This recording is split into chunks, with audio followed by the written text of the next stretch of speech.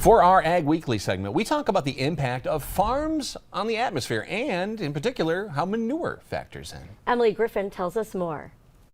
Liquid manure. It's a smell that many have grown familiar with living in rural upstate New York. Certainly Justin Bach with Jefferson County Soil and Water Management. The public sees manure, it stinks, it looks bad.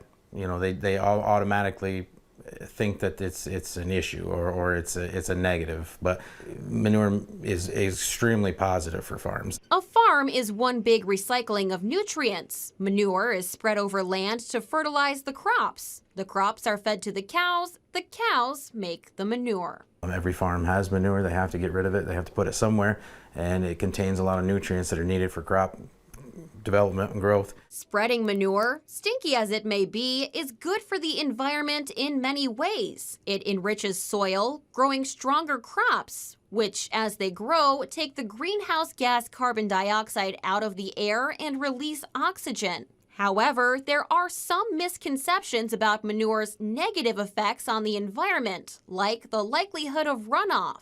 I would say it's more on the rare side that you encounter problems, for sure. And the way a farmer contains their manure can be beneficial to the atmosphere. Manure pits can trap the greenhouse gases that are released to be converted into renewable gas or destroyed. So basically you just put a cover over it, you're eliminating the clean rainwater that's going into that storage, and you're also capturing that methane gas.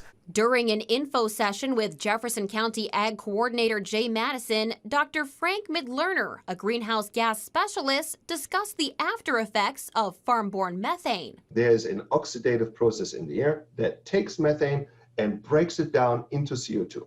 So, and if you have a constant livestock herd, then that means the amount of methane produced and the amount of methane naturally destroyed are almost in balance.